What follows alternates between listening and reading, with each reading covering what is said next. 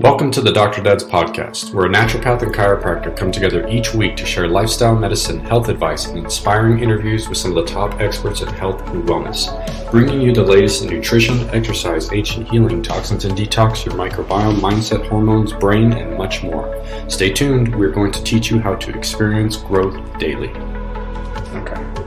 Hey everybody, Dr. Dad's coming at you, and we had an amazing guest that we interviewed today. A little bit different format today. We got to interview Joe De Sena. He's the founder and CEO of the global empire that is Spartan.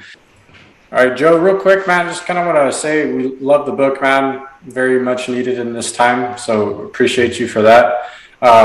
What inspired you, man? What was the catalyst behind why you felt such a need to write this book? I want to start with that. Kill Bill. You ever see the movie Kill Bill? Yeah. I was watching Uma Thurman in Kill Bill. We had our first child, was like 3 years old at the time. And Uma Thurman was carrying buckets of water up the mountain, getting yelled at by her sensei, by her master. And I said to my wife, we got to get a Kung Fu master to live with us. I didn't know what she was going to say, but my wife went along with it. And we somehow found a Kung Fu master from China to come live in the house and train then our youngest son, or our only son, and then our second son. And we've just been training the kids for 8 or 9, 10 years now, more than that, every single day, 5:15 in the morning, 5:30 in the morning. And then they learn Mandarin, and then we said we're going to apply math. And so we've just been training these little killers like that. And wherever we lived, anywhere in the world, other families would bring their kids over to our house at 5:30 in the morning so that they could get trained. And so I said, oh my God, this is so simple. We got to write a book on this. My wife said, absolutely not. That would be too weird. What if it doesn't work? And then Dr. Lara, who's in the room here with me, she raised her hand and said, all right, I'll do the book with you. She risked her reputation and her license probably and said, I'll do the book with you, give it some credibility, and make sure you're not completely nuts. So, and it was written mostly before the pandemic, and then the publisher heard about it and said, oh my God, you must have wrote this because of the pandemic. I said, no, actually, we wrote it before the pandemic. That's awesome. There was a part in the book which I really appreciated, was when you went to the ranch and you said that was part of the inspiration for you to develop the Spartan race, and you realized that you were getting all these messages from being in nature. Could you speak to that a little bit? Because that's part of the euphoria that people feel when they go through the race themselves.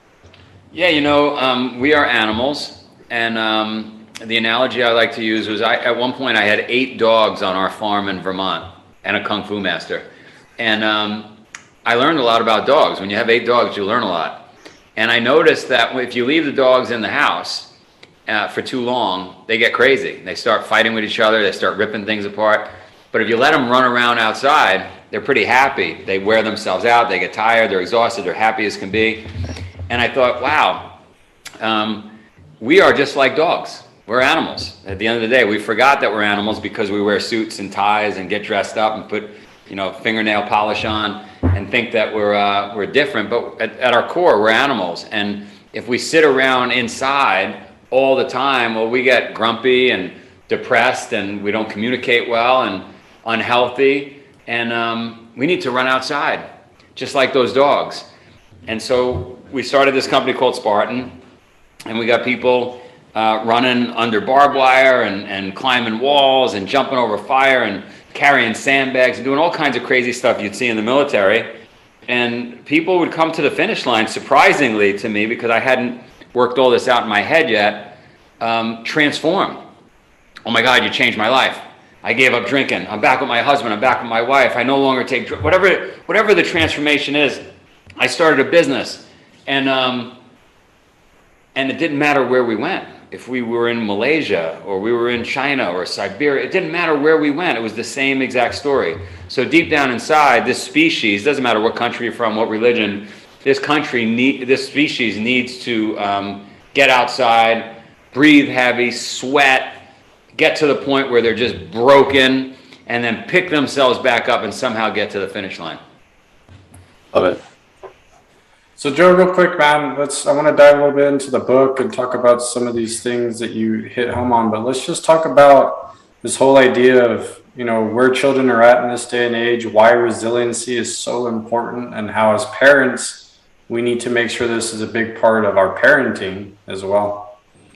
Yeah, look, we've learned helplessness. If we were doing this podcast 150 years ago, our kids would be outside right now tackling a moose and getting it ready for, undressing it, getting it ready for dinner, or helping put in a railroad, or farming, right? Kids were tough. And with every passing generation, life got easier. We got softer. So then we parent softer, and then they get softer, and they parent softer. And now we got a bunch of soft, marshmallows for kids that are scared of their own shadow. They eat too much junk food. They're looking down at their devices all day. They don't know how to communicate. It's a train wreck. And so the book really is just a wake-up call that is saying it's not that hard. Like, we're all at our core very resilient creatures. We've lasted 1 million years on this planet. You just got to do a few things to toughen up your family, toughen up your kids, toughen yourself up. Don't forget, your kids are watching every move you make, so you got to model the behavior you expect from them. And that's it. I mean, in the times that we're in, we're actually seeing a ton of marshmallows in our how we're showing up in the world, and it's devastating. I mean, I can't help but think, David and I, one of our first conversations, like, when we get to our next Spartan race, like, everything's shut down. In this mindset of resilience that's so missing, not just in the kids, but also in the collective, what's your message to people right now when they're stuck in fear? And then on that point, I'd love for you to spell out FFIO, because I think part of that message is beautiful in the times that we're in as well, when we're feeling lost. Yeah, look, everybody is motivated. The number one motivator for a human being is the avoidance of discomfort. We avoid discomfort at all costs, subconsciously. We don't even know it.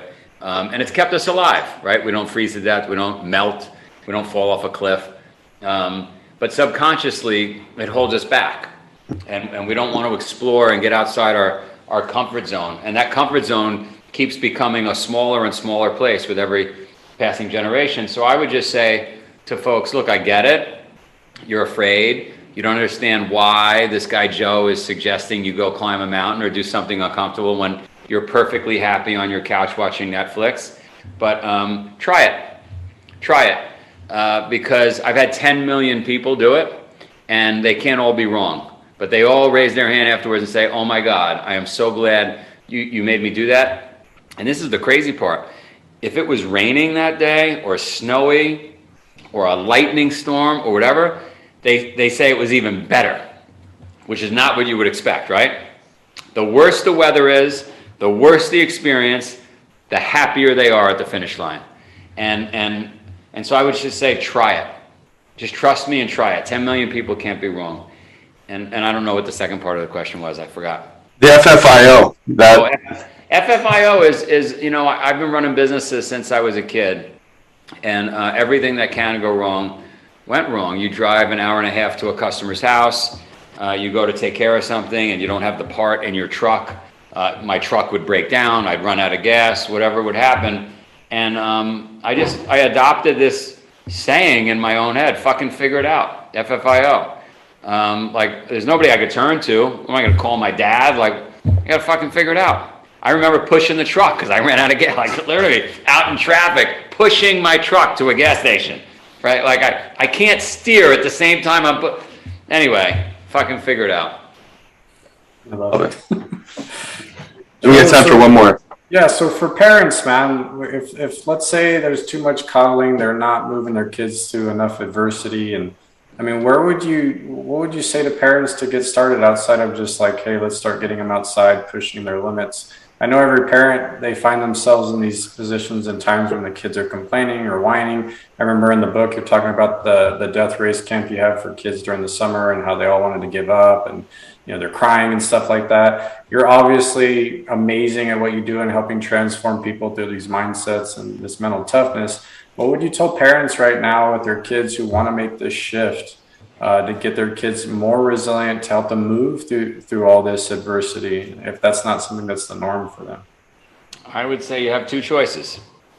Just two choices. One choice will keep your kid in your basement forever, and you'll keep funding them, and they'll never have a proper job, be able to take care of themselves. And the other choice is the kid will thrive and get out of the house and be able to deal with the world and all the problems the world throws at them. So it's your choice. If you want to continue to coddle them, and every time they have a potential failure, get in the way and protect them, that kid's going to live in the basement. And there's lots of kids living in parents' homes right now that just can't FFIO. Or you go for it, you get a little uncomfortable. Maybe your neighbors are going to be pissed off at you because you got your kids actually failing and doing some hard stuff. And you don't have to be stupid about it. Every once in a while, I'll drop my kids off 4 miles from home. Dad, I don't know what figure it out. Get home. You want to eat, you got to get home. That's crazy, Joe. That's so dangerous. It's not dangerous. Come on. Richard Branson, I'm friends with Richard Branson. Richard Branson's mom would drive him with his bicycle 100 miles away from home and say, FFIO, figure it out, bike home. If Richard Branson, 50 years ago, could do that with his bicycle, 100 miles, your kid could walk 4 miles home. Love it.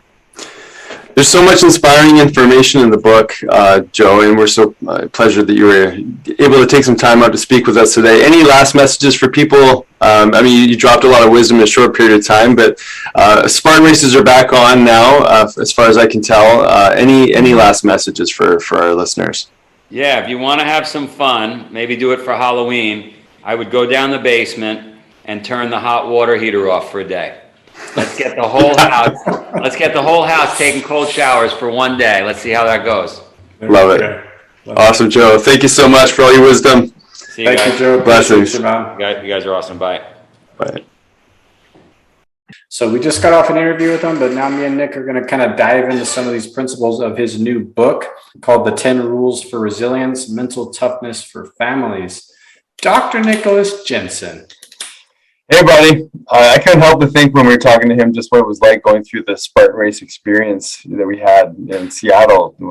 How many years ago now was that? That 2018? It was like 4 or 5 years ago, man. It's been a while. It's been just a stretch of time. And what I was going to say is that there's something that lingers that with you in those experiences. And I remember how jacked up we were afterwards, just chatting about the whole Spartan culture and just what it was like and the different challenges or obstacles that we had to go through. I mean, it was something that actually just, brought you and I closer together too. And just, but it just really solidified the power of what happens when you're going through really difficult times. It's funny because you and me were both athletes, right? So we experienced some of that type of adversity and resilience that athletics, I think, brings when you're growing up. But Spartan racing is kind of a beast of its own, man. And the neat part that you see when you go to those races is there's not necessarily all these like ex-athletes and these like ridiculously well-fit people out there doing this. These are just many average Joe people that are trying to get off the couch. They're trying to make changes in their life. They're trying to grow and evolve, not just physically, but mentally, because they know that there's just more out there for them. And that's the beautiful thing I like about these races is the communities that you see at the races and the people. And then you'll actually chat with some of them after the races and they talk about how they started out, and many of them, they've had many, improvements in health. They've lost all this weight and, they're not, suffering from certain diseases anymore. And then you have other people that it's like, oh, this has enabled me to like make changes in my life and I'm in better relationships, or I've opened businesses, or, there's just growth across the board. Right. Yeah. And so we just talked with Joe a little bit about what doing things like that can bring for your kids, but just individuals in general. And I think we should spend a little bit of time today just kind of honing in on some of these rules that he talks about in his book, and then just I mean, I have personal stories there of just how even handling stuff with Diego as a parent, I'm new to this and not perfect by any means, but like things that I just see even at 7 for him that I need to make sure I'm doing as a parent so that he's ready for life one day, man. And I don't set him up for failure because I didn't parent him the right way. Mm-hmm. Yeah, beautiful. Well, let's dive into some of those principles, and then really, I mean, the book is for parents. It's for parents to help them, maybe even test the boundaries of their kids and help them to realize their potential. And in doing so, it's going to free you up as a parent to help your kids grow to be more effective human beings that are going to be less dependent on us, which, in this modern world of parenting that we found ourselves in, you would call us marshmallows, right? Because we just become softer and more confined, more tablets, more screen times. We've really gone away from what it means to be human and having a human experience. We've really gone into isolation, really. So let's dive in. So real quick, I want to just talk about Joe De Sena's vision, because this kind of plays into the book that he wrote and what me and Nick are going to talk about. So the thing I love about his vision statement is he says he wants to get 100 million people healthy and off the couch, get obstacle course racing recognized as an Olympic sport. And the biggest part I love about it is he says, and to guide my kids to be a badass, productive, and happy for when they are out on their own. And, as parents, we have, I think, when our kids are young, we're playing the biggest part of this process. And we can either be doing the right things for our kids, like we're talking, or we can be setting them up for failure because we're not conscious, I think, of some of the things that we need to instill with them. And the big thing we talked about with Joe was building resilience and basically getting to a place where we don't avoid adversity. We actually applaud it in our kids' lives. I know as a dad, for me, man, that I've had those moments where you realize there's a fear that sets in, maybe when your kid's doing something outside, or you want to protect them from something. And you have to kind of sit there sometimes and think like, okay, am I better off allowing him to do this and learn from his mistakes? Or is this something where I need to step in as his parent to keep him safe or to keep him protected? And it's constant, right? Like, I don't know about you, but it's like, this is the constant battle, especially when they're young, and he's still young. I mean, he's 7, but it doesn't stop, I don't think, as they get older. I think it just changes even when they move into teenage years and stuff like that, right? Mm-hmm. But what I've kind of learned on my own journey with that, man, is like, we can't, like you're saying, coddle them on many things in their life. Like they have to fall and they have to pick themselves back up. Because if they can't learn to do something simple at this age, young, what's it going to be like when they're in their early 20s or 30s and life really gives them a big blow? They're not going to be able to handle it. And you see that a lot with kids now. I mean, anxiety, depression, all these big things are on the rise in the populations today, these kids that are in their early adolescence and moving into their 20s. And I think a lot of it is like, because Joe was talking about, with each generation, we keep getting softer. Yeah. Yeah, no, it's so true. I mean, I can't help but think that, one of the questions I would have loved to ask him is that, is there a time for softness, right? Because, in the world that we live in, I think there's an excess of softness for sure. And I catch myself in my own parenting sometimes, to the point that you just made of like, where do you find that fine line? And so, I mean, that would have been a great question had we had more time with him to see, like, how does he bring in softness, or what does that look like to him? So is there neutrality, or is it always like gas pedal down? You're going to work your ass off, for this experience, young one, And so anyways, I don't know if you had any thoughts on that. Is there a balance point? Is there a place for softness in this experience? I agree, man. I wish we had more time to ask him that. That would have been a great question. Because when you read the book, it kind of seems a little extreme. I think some parents might be reading it thinking, oh my God, this guy is just like, it's too extreme. Like, why would you do this to your kids? And this is just too much. But, to reiterate what you're saying, I think there's a balance how we do this for our kids, right? Like there has to be the softness with some things in life, but then we have to basically make them tougher by like we're saying, like saying no sometimes, or you know what, he looks like that doesn't look like a good idea, but he's maybe going to fall and get hurt, but let him do it. He needs to figure it out. Like something I'm dealing with right now is Diego came down with a little bit of cold for a couple of days, but he's already kind of bounced back within 48 hours, and he's got a judo competition coming up. And of course, he's going to be like, "Oh, I don't want to do it, Dad, and I'm still have the sniffles, Dad, or I'm a little congested." And like, it's easy to stay in that place of comfort, right? Like he doesn't feel good, or he didn't feel good for a couple of days, and he wants me to give that softness, right? That he wants to, oh no, you don't have to do it, and because you're not feeling 100%. But the reality is, man, just based off where he is now, I know he can do that competition this weekend. And even if he doesn't feel like 100%, like he's crisp and good to go, this is what we're talking about. This is adversity. There's resistance there because he didn't feel good earlier in the week, but I know by Saturday he'll be good. And as a parent, I could tell him, "Oh no, you're good. You don't have to do it," and like keep him from competing. But at the same time, I'm like, no, he needs to go. It's something he committed to. I want him to show up. And even if he's not at 100%, let's say he's at 90, he still needs to move through that so that he can build some adversity and understand that we're not always going to feel great, but sometimes we have to push through that. And you can't just quit or just not want to do something because you don't feel good. Yeah.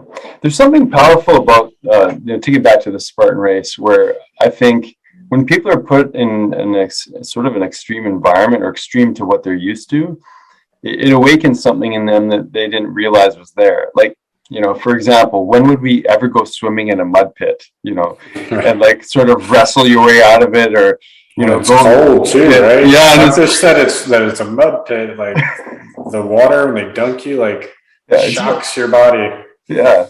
Or like, climb under barbed wire, carrying heavy things. Like these are things that you just would not normally do. And so it's completely out of the typical reality that we find ourselves in. And I think that's part of that shocking mechanism that's so important. And, you don't really know your potential until you're put into an environment. Now, granted, a lot of the people I would assume everybody who does a Spartan race isn't forced to do it. It's not like their parent is like, "Get your ass out to that Spartan race." There's a choice there. There's a choice to realize adversity can actually help me grow. So, without putting your kid into the death race or the Spartan race, although I think that's probably a really good idea to teach them that level of resilience, what do you think are some things that we could do on a daily basis for our kids to sort of just introduce them to a more challenging environment? And he brought up a couple funny ones, but I'd love to hear what you think.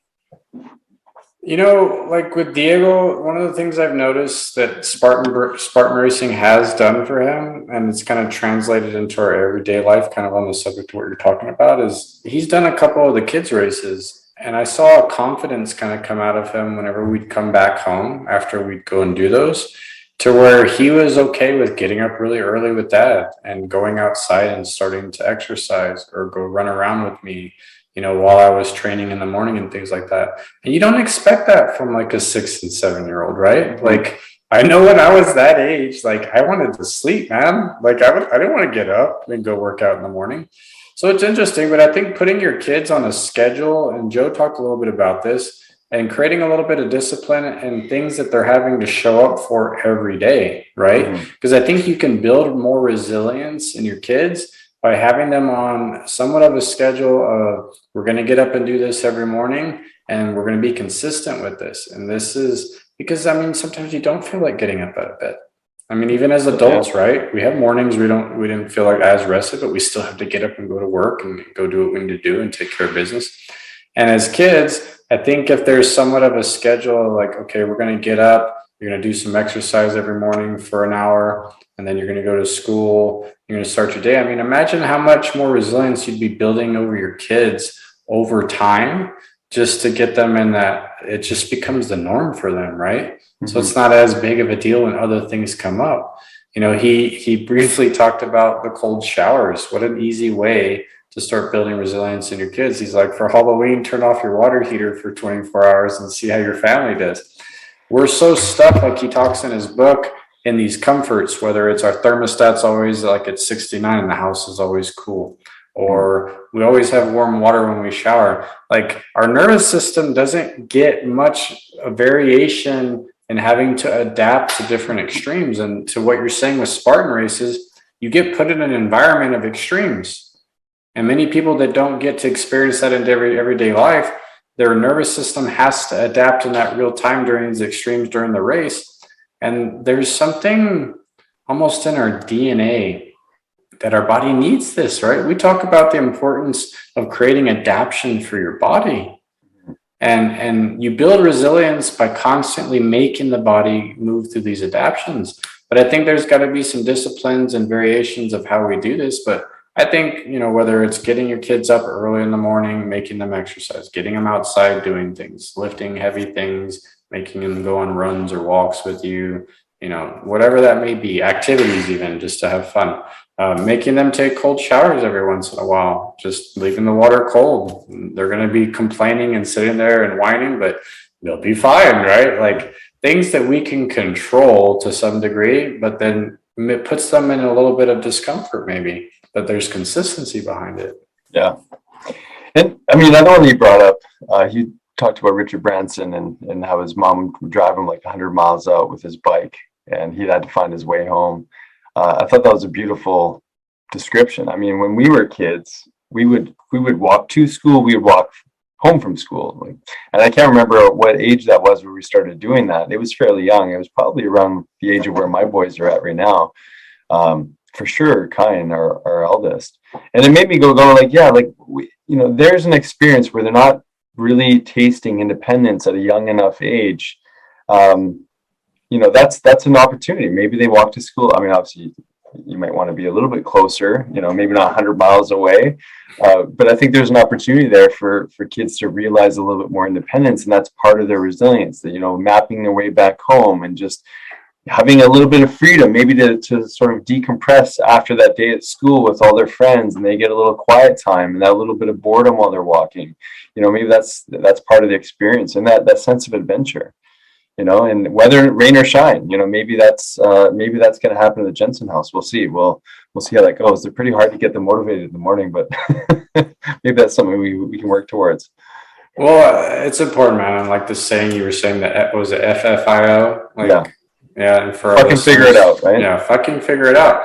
And it's interesting because as you're talking, I'm thinking of my childhood. I had a lot of fucking figure it out moments in my life, but it wasn't something that stressed me out. It was just kind of part of the norm, right? Like, I remember getting home and my mom was constantly always telling me, like, go play, like, don't come home until the sun comes down for dinner. And like, I would sometimes be miles from the house doing stuff, man. Probably stuff I was getting into trouble and just doing all kinds of crap. And then I'd be coming home and then all kinds of stuff happening, from falling and getting scrapes and bleeding and needing stitches. I mean, all these things. But it was interesting how I was constantly in places of having to adapt, having to figure things out, problem solve on my own. And I didn't have my parents there constantly monitoring me all the time or making sure I was okay. Like, and it's interesting if you think about life, like, some of these kids are being coddled and marshmallowed all the way through their late teenage years. And then it's like, okay, go to college. And then now it's fucking figure it out. And these kids can't handle it, man. Yeah. Right. And I think that's why we're having these big mental health issues a lot of times in society these days, because they're just not prepared. Yeah. Not prepared. And I know we're in different times, and it's always used as an excuse of why things are done the way they are versus when we were kids. But our parents said the same shit. Yeah.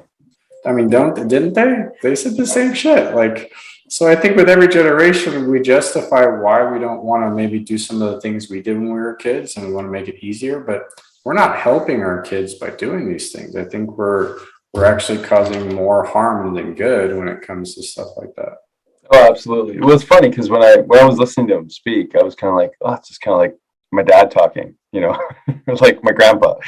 I remember helping my grandpa at one point putting some irrigation around our garden, and I didn't know what I was doing, but I had so much fun helping him build out this irrigation line. It was amazing. I felt on purpose. I was like learning some stuff. I was, digging holes, and and those kind of experiences were just built in. Like there was this natural desire to want to help and be productive and be creative and to learn and get dirty. And that, you know, in a modern world, in our city culture, the concrete buildings, you know, kids don't get that experience. They don't get to just dig holes in their yard and get yelled at, or you know, go play in the garden and pull out a carrot and eat it right out of the ground without washing it, or, you know, all those little memories from childhood. But, you know, listening to Joe speak, it was kind of like, what, there's my grandpa, there's my dad, just, you know, giving me shit or telling me what to do, and me going, okay, like I'll go and get it done.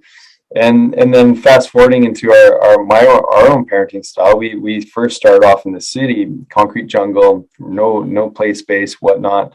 We lived on a very busy road, always kind of anxious a little bit about taking the kids outside and having them bike around. I mean, we would go down to the basement, and bike around the basement, but it was a very controlled and sheltered experience, and rightfully so. I mean, you don't want your kid running on the road and getting, you know, smashed by a car. Like it's a very, very busy street we were, and that's a reality for most parents. So it's almost like we've socially constructed a system for us to live in that's very much conducive to protection and isolation and contraction and everything else.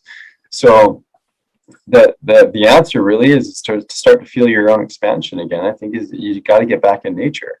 And it has to be enough to remind yourself, and it has to be uncomfortable. It has to be on rainy days, snowy days.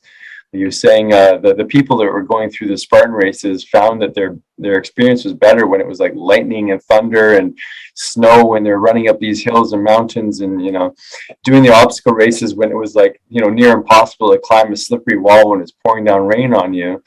And, you know, you may fail, and you're doing burpees in the rain now, you know, so the messages are so important, and especially in the world that we're in with a pandemic of massive isolation. You know, it's just we're surrounded by it. And there's one other thing that, you know, had we had more time, that I really wanted to talk to him about, was there's something about community. There's something about, it's not just the Spartan race, it's that you're doing it in a community. And there's something really powerful about seeing your brothers and sisters go through some challenging, you know, stuff together, and we all kind of fucking figure it out. Very true, man. You know, I was thinking of a story where you were talking, you know, I constantly am trying to get, you know, Clarissa and Diego out in nature more, and we go on hikes and go on walks, and I get away from the city, right? We try to get away from the bustle. And like 3 weeks ago, we went on a hike, and typically when we say we're going to go on a hike, Clarissa and Diego are comfortable with maybe doing like, I don't know, maybe 1.5 miles. And then they're ready to turn back and head back towards the house, right? Mm-hmm. And for me, I feel like I literally went like 1/4 mile when we do that. Like I'm like, why did we even leave the house? What was the point? Right? So that day, it was a nice morning. Initially, it was nice and cool, but it was kind of at that tipping point where it was getting a little warm. So we did our normal hike, and then of course here comes okay, let's turn around now. And I'm like, no, we're not doing that today. Like we're gonna do like a decent hike today, and we're gonna I'm gonna push them outside of their comfort zone. So of course Clarissa was okay with it, but of course you can imagine Diego, you know, probably 5-10 minutes after we kept going, constant complaining of, Dad, I want to go home. Like, where are we going? This is taking forever. I mean, constant. So, you know, I remember for a good 15-20 minutes, it was just constant complaining, right? And you get a little irked and irritated as a parent. And you're just sitting there saying, like, come on, dude, just keep walking, keep walking, keep walking. And it was interesting because we ended up doing like 3.5 miles of hiking. And I took him on a pretty good hike that morning. But it was interesting after about that 20-minute period of the complaining, how all of a sudden it just stopped at the back end. And then he got in like this really good mood, and he stopped complaining. Mm-hmm. And it's kind of like, you know, we find this threshold with our children of where they're uncomfortable, maybe, or they don't believe they can do something, like it's too much or it's too far, or it's too hard. And then we're going to feel that resistance a little bit. And then after that resistance passes, and once they finally realize like, oh, I was able to do it, or it wasn't that hard, or I had to just kind of push through that mental threshold or that barrier I've created for myself, or that belief I have for myself. On the other end, they find, you know, this amazing I can type moment of like, wow, I was capable of more than I thought. And I feel like, that's rule number one on Joe's deal is you can't until you can, building a better belief system. I think for our kids, man, having to push them sometimes through these thresholds helps them build these better beliefs of themselves and what they are capable of doing. But these are those moments as parents, I think, when the complaining starts or I can't do this. And I think a lot of us as parents give in those moments instead of allowing and just pushing through it, because on the other end of that resistance we're feeling, or that fear or the complaining, it's everything we want for our kids. And it's funny how that's a small example, like that I've gone through with him in many different things, but that one was as of late. But I mean, how many times as parents are we not doing this? Like, are we not making these better choices to let them push through that? Because that, I mean, how important belief is. And I think our kids, if they don't have that foundation of those beliefs as they're growing up and that confidence, this does affect them in the long term. Oh, big time. As you're speaking, I couldn't help but think of a discussion that Joel Salatin was having the other day when I was listening to him on a podcast. Joel Salatin is like this incredible farmer and biodynamic and really helping people understand how to get back to the roots of real farming.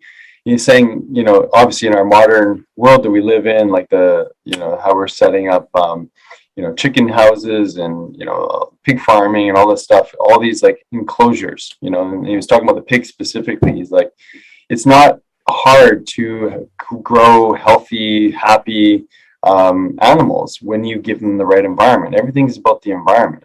And so when pigs are kept in these really small containers, they have to clip their tails so that so they're really tender. And so the tender tips of where the tail was cut makes a weak point for that pig. And so the pigs are less likely to create, a huge amount of fuss because they're already like pre-injured. And so if someone bumps into that injury, like they kind of like scurry out of the way. And he said they're always kind of agitated, they're always up and sort of moving around. But when you put a pig in its natural environment, he's like, the funny thing about pigs is that when they're happy, they're usually sleeping all day or most of the day, right? They're calm, they're relaxed, they're doing the thing, eat, and then they sleep. And that's just the nature of a pig. But then you put the pig in the environment where it's just constant agitation, can't settle down, constantly moving around, always in a little bit of pain. That's the reality of our kids stuck inside all day. They're not going to show up the way you want them to because they're constantly in isolation. They're constantly separated from that which makes them feel freedom, makes them feel joy. And when you spoke about like that tipping point of where like there's this mass frustration in our kids, like, oh, this is so hard and tired, let's turn around. And then at some point freedom opens up and they start to remember who they are. And then that's the opportunity that we all have. And, so I mean, so many beautiful messages in the podcast, as short as it was, but also just, in the book, there's so many inspirations, so many like so much remembering that they can have. Oh yeah. And it's funny because it's right in front of our face, but I don't think we take the time to think of some of these things. Another one he talked about in the book when I was sifting through it was how there's a lot of this instant gratification now in these generations, right? Like these kids just expect that instant gratification. And this could be whether like, let's say your kid worked really hard in school, got straight A's, and then you reward them with something like at the end of the semester. Or, they did a good job at a tournament and they got, first or second place, and then you go and you buy them something as a reward afterwards. So we've gotten in this place, I think, as parents, and many people will do this of like, for the hard work that you're doing here, we're going to give you a reward here right at the back end, instead of understanding that there's this power of hard work and the gratification should come from the hard work. Yeah. And it doesn't necessarily mean that we need to have this instant gratification by rewarding our kids immediately afterwards. And I don't think a lot of parents do that anymore. Yeah. And I'm not going to lie. I mean, growing up, my parents, that would happen every once in a while, like after certain things, I'd be rewarded, but it was few and far in between. That wasn't really a normal thing in my childhood. I didn't get instant gratification all the time, right? Yeah. But I think these days, there's a lot of parents that they don't want to deal with the whining from their kids. So they'll just buy them the toy if they're crying at the store and they're walking through the toy aisle and they're like, I want this. And then it turns into this knockdown, drag out, and they're like, they just give in because it's just easier to give in. Yeah. Right. Or they're out in public at a restaurant, their kids are running around making noise, not behaving. And instead of like parenting their kids and having them sit down, use their manners, like, oh, it's just easier to act like I don't hear them and let them run around the restaurant and bother everybody. Like, it's just interesting that you see this all the time, right? Yeah. But from the gratification part of it, man, I feel like this whole lesson of like you work hard and the payoff is what you're building over time. And we need to teach kids, just like in real life, that there's delayed gratification in almost everything in life. It doesn't come right away. And it takes time. Like there's a lot of patience involved with hard work, especially when you really want something, right? Like there's a lot of like making mistakes and not getting there instantly. But I think some of these kids have this unrealistic idea of how fast they're going to attain things or be able to have successes in their life, because as children, they're constantly given the instant gratification. So then when it's really time to show up in the real world and put in the work to get what they're wanting, they don't have any reality of what that looks like. Yeah. Yeah. And then it's self-deprecating. It's like, I'm not good enough. I'm not smart enough. I can't do it. I'm going to give up on myself, because that's been that's what's been the reflection for them. As soon as it's hard, okay, no problem. We'll make it easier. We'll take you out of that. We don't want you to suffer, those are powerful life lessons that we have to help to instill. And there's a great book, Motivation 2.0, that Daniel Pink, I can't remember exactly his name. He talks about intrinsic versus extrinsic motivation, right? So the extrinsic would be that reward. You do your homework, you get a reward. A dear friend of ours has a son who they reward a lot. So he gets a lot of little toys and surprises and stuff like that very often. And our boys are very quick to comment, well, my friend gets a toy like almost every week, like for like doing nothing almost. And we're like, well, that's great. That's how they parent. And, and I love them to pieces. I wouldn't say anything bad about how they're parenting. And I always say, that's not what we do in this house. It's not, we don't reward you for, doing your homework, for brushing your teeth. Those are just basic things that should be done on a daily basis. But it's the intrinsic motivation that I think awakens in you. That delayed gratification is sort of the end product of this intrinsic motivation. You do your first Spartan race, for example, maybe you crush it, but there's probably things you're like, okay, next time I do that, I'm gonna put my foot position here, I'm gonna correct that, I'm gonna get through it. I'm gonna do less burpees. I'm gonna, throw the spear and get it actually on the haystack instead of somewhere out in the weeds, so I don't have to do extra burpees. There's all these like little, gratifying intrinsic motivators that you get to do. And it's not just because you don't want to do the burpees, it's just you want to see that there's like this continual improvement and growth. But at the end of the whole experience, it's not even really about the fact that whether or not you had to do less burpees or more. It's that you went through this incredibly challenging awakening experience. And it's like that intrinsic motivator is that feeling you get. It's that aha, it's that surge of energy, it's the awareness, it's the capacity for resilience, and that intrinsic motivation is something that we have to teach our kids again. And I think that's our job as parents, is that how do we like help them know what that is? And so I'm curious if you have any ideas for that, because I think that'd be really helpful for parents. And maybe it's going into nature and doing some of the things we already spoke to, but what are your thoughts on reflecting with that? For the gratification stuff? For the intrinsic motivation, like to really, and it's absolutely tied to the gratification. It's tough. There, as of late, I had an issue with my parents. Grandparents like to spoil their grandkids, right? And so I was at the store with Diego one day, and we're walking in there, and he always wants to go see the toys, right? And go check out what's there. And I'll tell him before we even go, and I was like, we're not buying anything today, but like, we can go look, but don't ask me for anything, because I'm not going to buy anything. So he sees a toy that he wants, and it was one of these like G.I. Joe Storm Shadow toys, and that's what he's going to be for Halloween. So he's all about Storm Shadow right now. And he like begs me to get this toy, and I'm like, buddy, I already told you, like, we're not buying toys today. So he's all pissy when we leave the store, and he's giving me attitude and stuff like that. And then I tell him, I was like, look, when you want things in life, you have to work hard for them. They don't just come right away. So I was having this lesson that we're talking about of like, you don't just get something because you want it. Like I was like, Daddy doesn't just get things because he wants them. I have to work really hard and we have to, be real disciplined about how we handle things. And then every once in a while, we get to have fun and do things like that. But so we got into this conversation of like him showing up and doing the things that he's supposed to do. Like we talked about, cleaning up his room and picking up his toys and, setting the table and, taking out the trash, doing all these little chores that he knows he's supposed to be doing around the house, and him being consistent with doing those things. And I said, and when you do all these things, there's a reward in the long term because you're consistent with doing these things. And I said, and it's one of these things where I told him, like, I don't mind you working for this and then you showing up one day with your money because I give you, an allowance for you doing your chores at home. I was like, but you have to put in the work to get that. There's a little bit of patience involved. So he's like, well, how long do I have to wait? I was like, however long it takes for you to be consistent with doing your chores and not complaining and doing them every day. I was like, because you don't get an allowance when I'm constantly having to go back and forth with you about asking you to do your chores around the house. So it was interesting.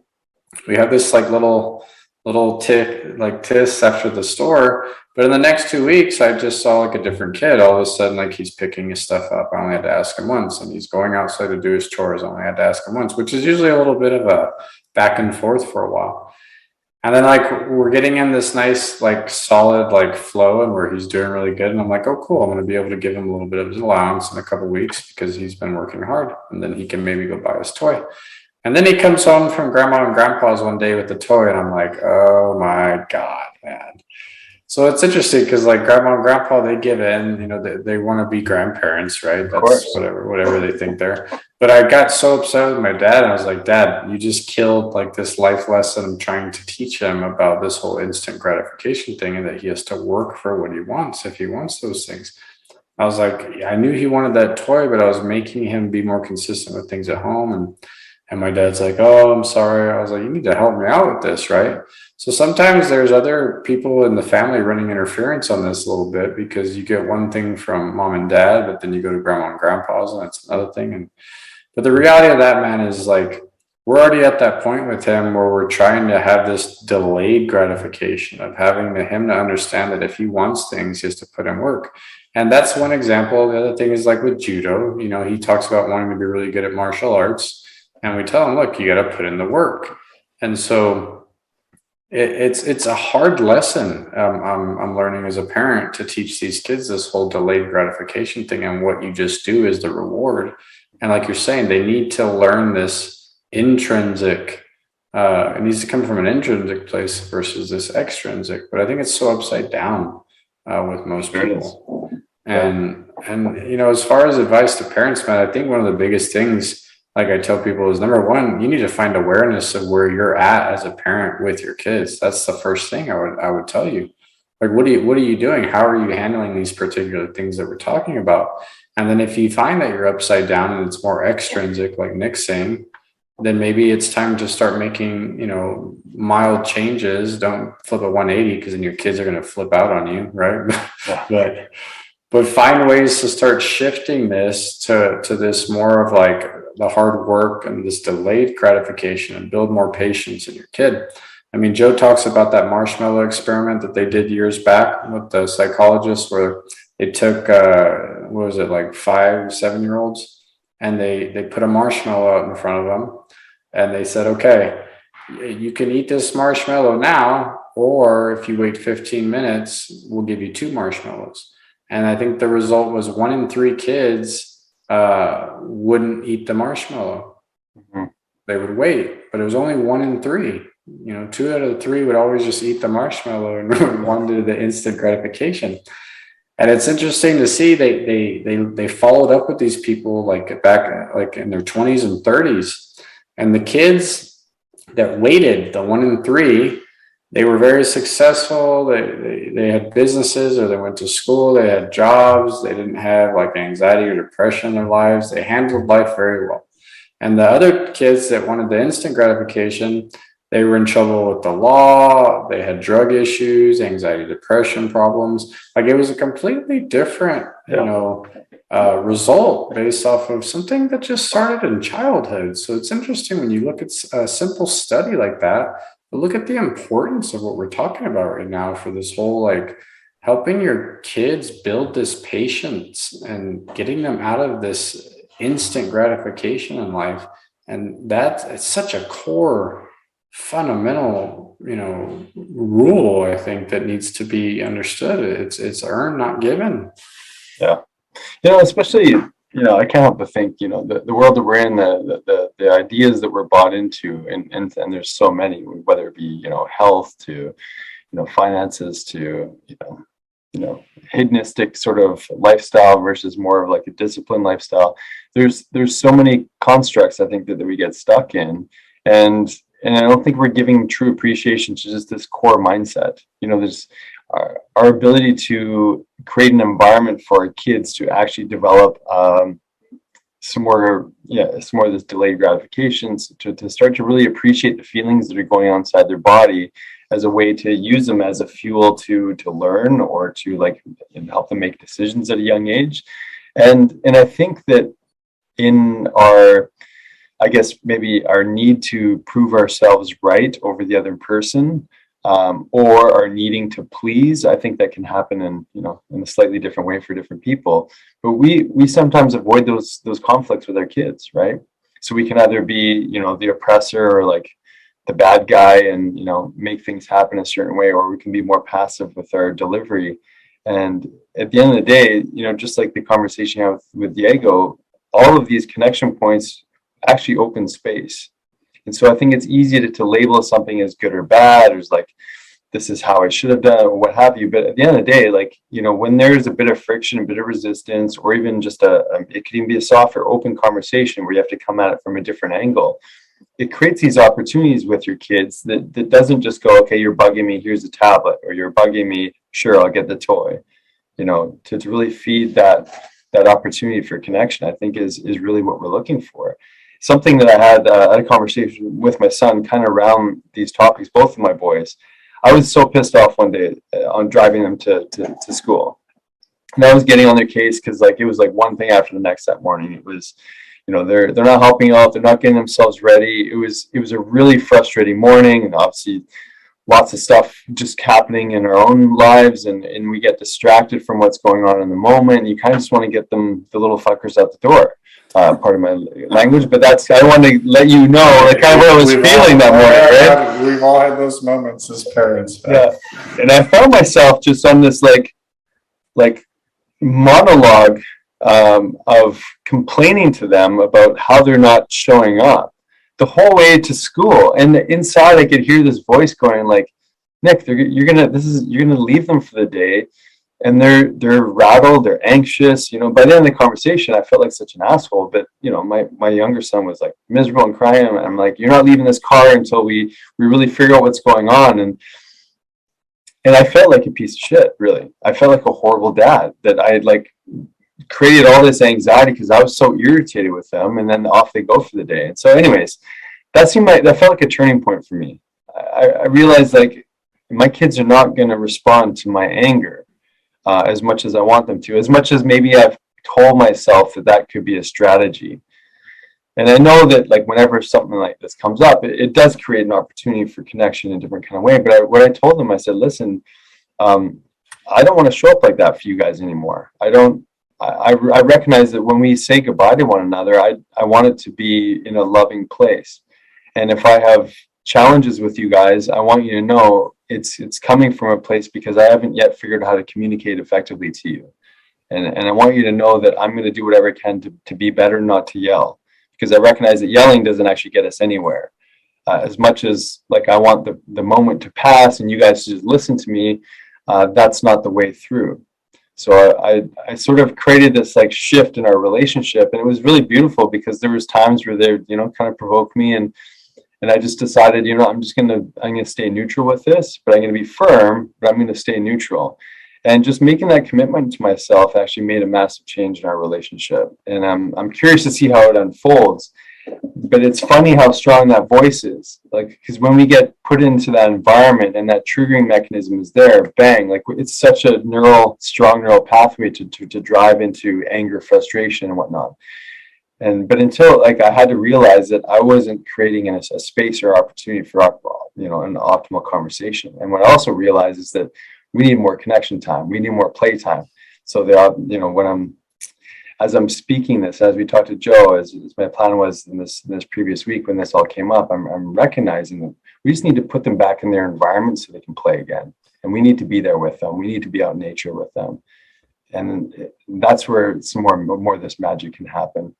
And then the second part to that is that I realized that when I asked the question to them, when I said, okay, guys, clearly things aren't working. How would you like to see things different?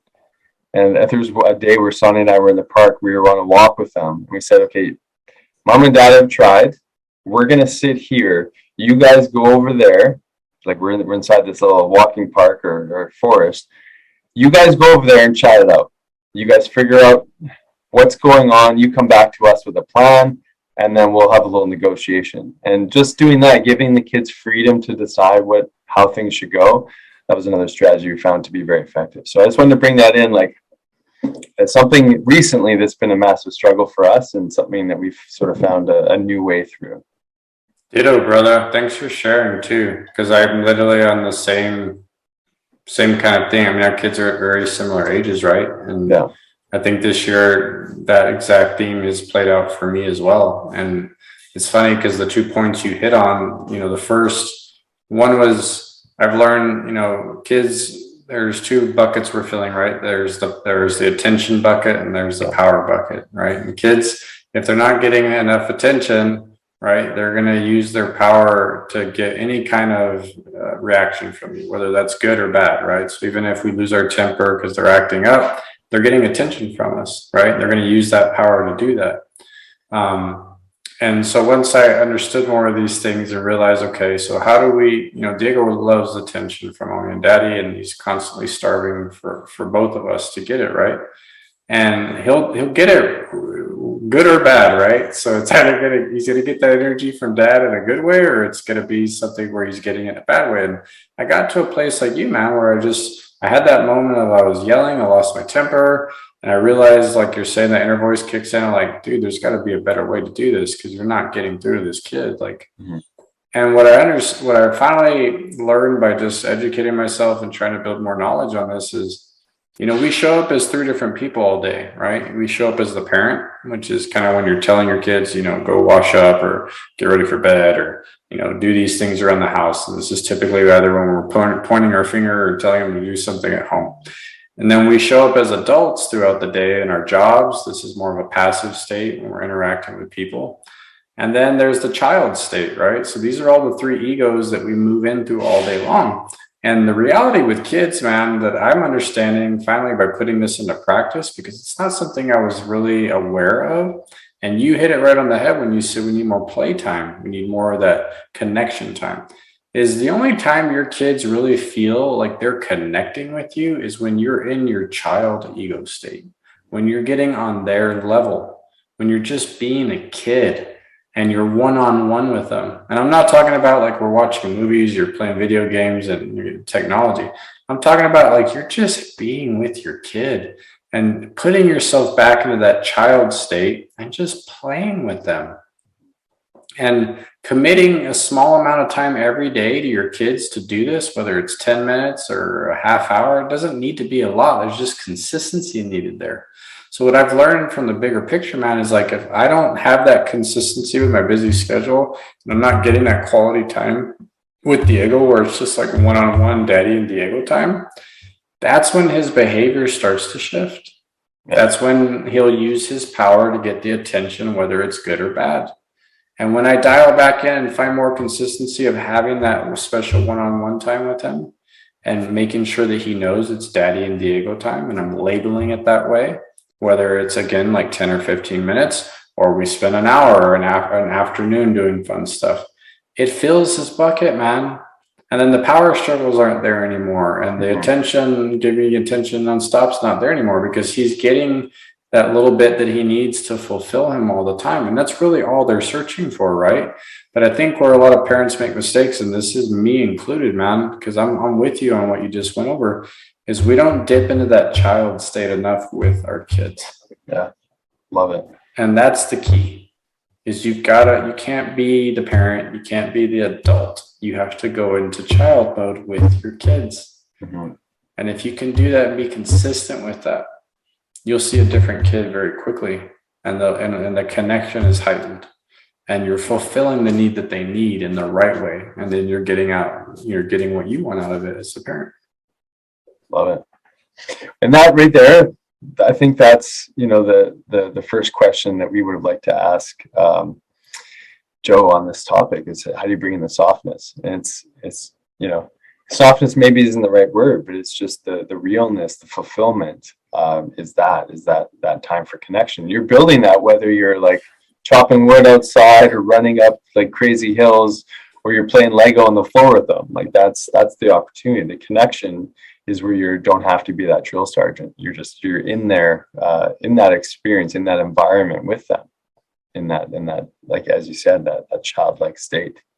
Yeah. And how many parents do that versus, like you're saying, giving them all these extrinsic attention from devices or all these other crap, instead of having to really like hang out and connect with their kids. Yeah. Right. Beautiful. So we have brought it full circle, man. There it is. But hey, brother, good to know that I'm not the only guy that's struggling Oh, man. with that thing, man. Because that story is like a carbon copy of moments I've had with Diego, man, where I lose my temper and then I hear that inner voice, like you said, and I'm like, you walk out of it and you're like, fuck, like I need to do better. Like I want to be better. I always tell Clarissa, Diego is going to be my biggest challenge of my whole life. Totally. And rightfully so, man. I mean, I love that guy more than anything in this world, right? And he's going to help me grow to the person I need to be. But you got to recognize it, like I'm saying to parents, and find that awareness of where can I get better for my kids, so that not only I'm better, but so that they can show up and be better for life, right? So they can be little badasses, so they can be happy. And so you can see everything you want for your kids in the future. Yeah. Yeah. And one last point on that, I think, it's important to pay attention to, is that you think you're giving them what they need. They need, like, I think it's hilarious. It's like we think that they need this lecture because it's going to be such magic that we're delivering to them. Oh, they're going to transform when they hear this. But if we actually step back and recognize we're not doing that for them, we're doing it for us, because we feel like we're not being heard. It's our own like little inner child. It's like, mom and dad, you're not listening to me. We're putting it on our kids to make them think that like we've got a point to make, and it has nothing to do with them. It has everything to do with us feeling like we haven't been heard because our own inner child isn't getting that voice. And so I think it's an important reflection to realize, like, in those moments, we're not doing anything for our kids at all. You said reflection, man. It's mirroring. It's those classic moments where you realize, like, holy crap, this is a message for me, not for him, right? Totally. Yeah. Good stuff. And then I love the other thing where you ask the kids to tell us what you want mommy and daddy to do. I had a moment with Diego, and I think I shared it with you on another podcast. And he's like, well, I don't want you to yell at me anymore, Dad. I said, okay, well, you need to listen. So how do we figure this out? Because I was like, you don't listen to me. I was like, so I yell and then you listen. So he goes, okay, well, then just tell me to go to my room if I'm not listening. I'm like, fair. That makes it easy. Done. Your idea, not mine. And honestly, it works, man. And he did it right away. Like, and I don't yell anymore. And if he's misbehaving and not listening, I just say, Diego, go to your room. I don't get excited. I just immediately just go to your room in a very calm voice. He looks at me and he kind of gives me this face. I'm like, go to your room, man. Like, you know what? I got that so much as a kid. Go to your room, Nick.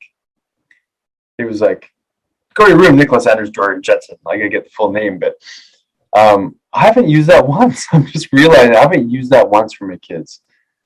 Partly because where we were earlier, we didn't really have too many rooms in the house. So, but they've got a room now. But I love that, and I love that he said that. That's amazing. Yeah, I mean, that was what he chose, because I'm like you're saying, I just tell him, you go tell me what you want Daddy to do. Then I was like, I don't know anymore what to do. I was like, so you tell me what that needs to look like. That's what he said.